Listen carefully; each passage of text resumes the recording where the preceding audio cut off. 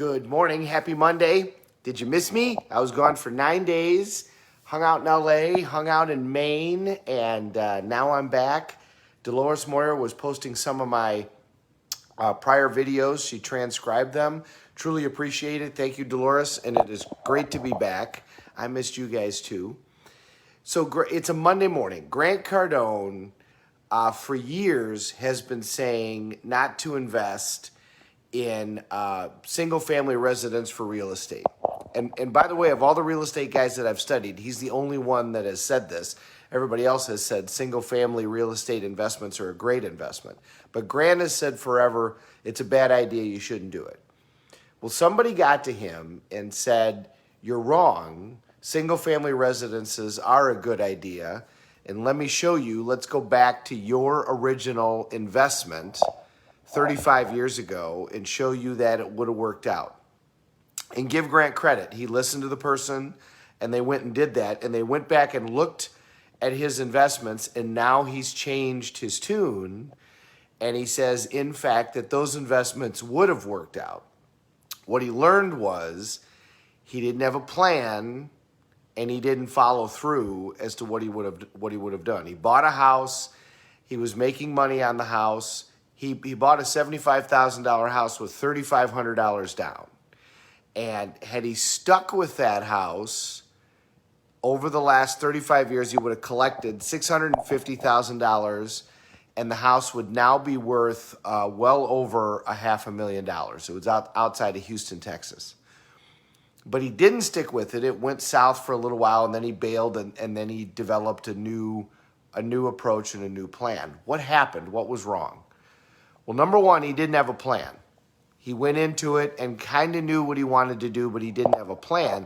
His plan should have been that he bought 10 of those houses and it would have completely worked out. But what he really didn't have is he didn't have his why.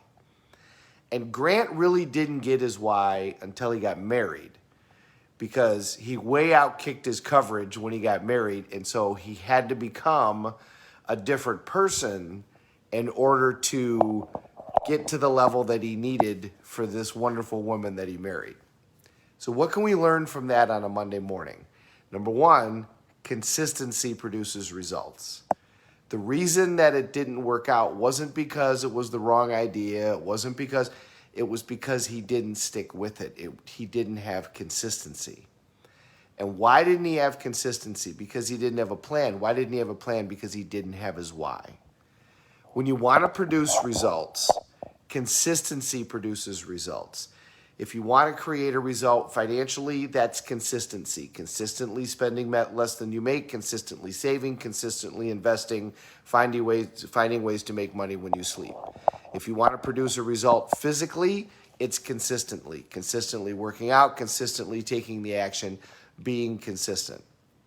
How do you get yourself to do that? You don't get wrapped up in the system, because there's a million systems that'll work.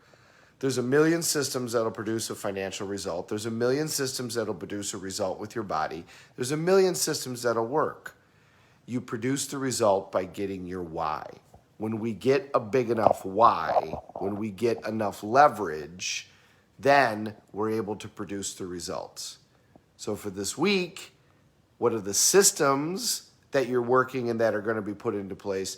And more importantly, what is your why? Why is it a must that you have to produce those results? And those whys are going to create a situation where you're going to be consistent, you're going to work that plan, and then you're going to produce the results. So ask yourself that question. What is it that you're going to do this week? What is it that's a must in your life? What has to happen?